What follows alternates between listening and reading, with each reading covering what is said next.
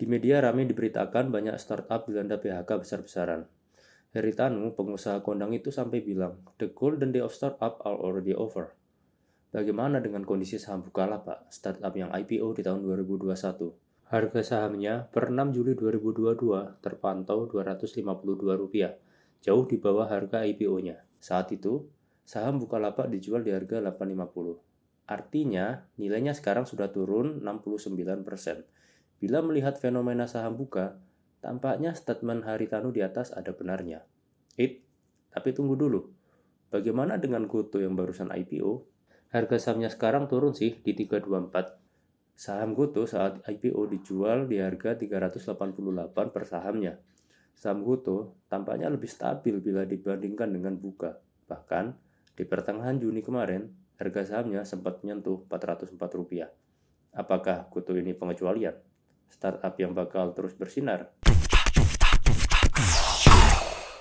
Sekilas jika kita baca prospektus dan laporan keuangan GoTo terbaru, GoTo ini tergolong ke dalam perusahaan yang konsisten ruginya. Lantas, berdasarkan hukum fundamental, harusnya sahamnya jeblok dong, seperti saham Bukalapak. Terus, gimana ceritanya kok saham GoTo di situ-situ aja? Nah, di sini menurut saya ada peranan mekanisme IPO yang didesain sedemikian rupa oleh founder-founder GoTo, yaitu skema lockup dan greenshoe.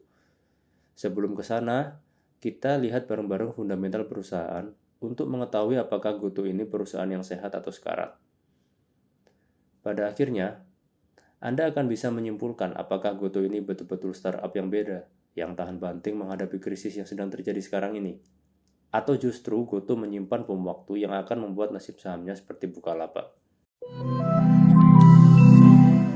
Saat video ini dibuat, laporan keuangan terakhir yang bisa saya akses adalah LK kuartal pertama 2022. Di dokumen itu, tercatat GoTo masih juga merugi sebesar minus 6,6 triliun rupiah.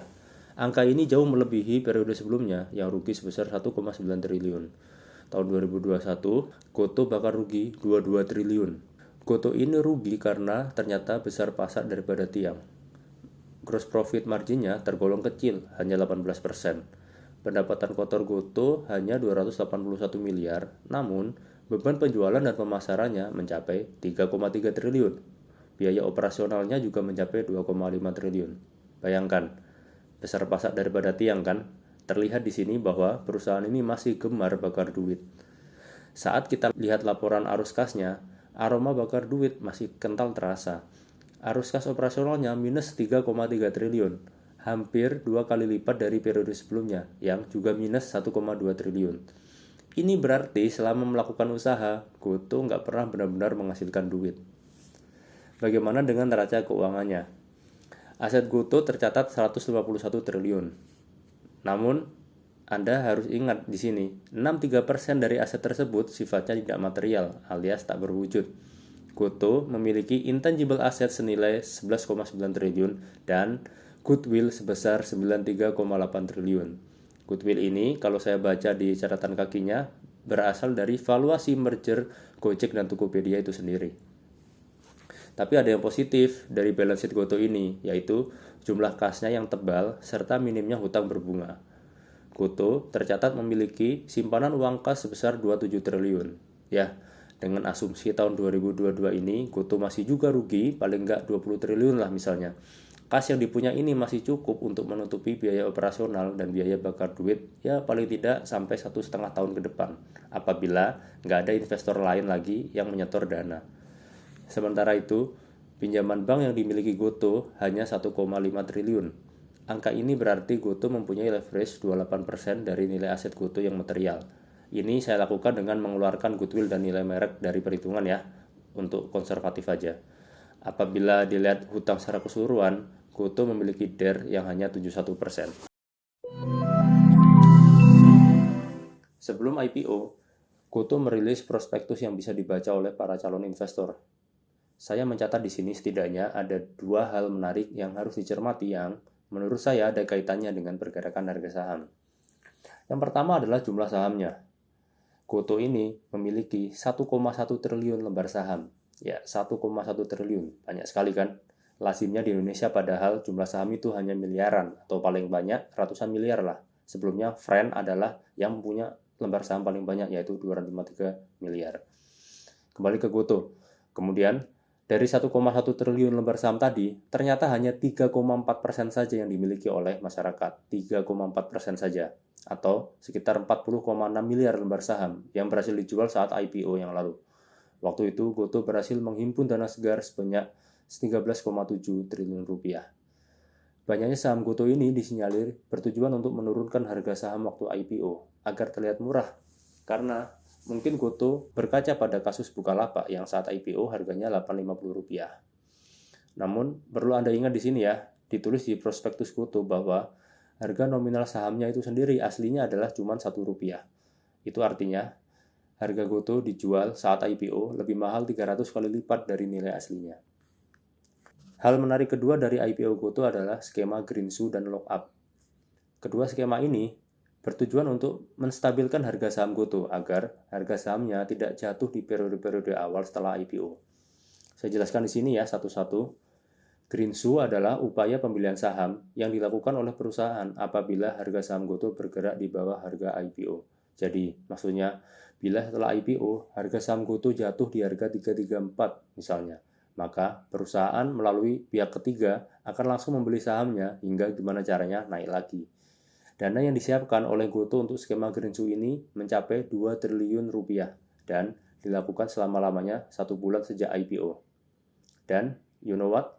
Belum genap sebulan, atau tepatnya pada tanggal 27 April 2022, skema Greenshoe ini telah dilakukan semuanya dengan terpilihnya 6 miliar lembar saham oleh perusahaan di harga rata-rata Rp293.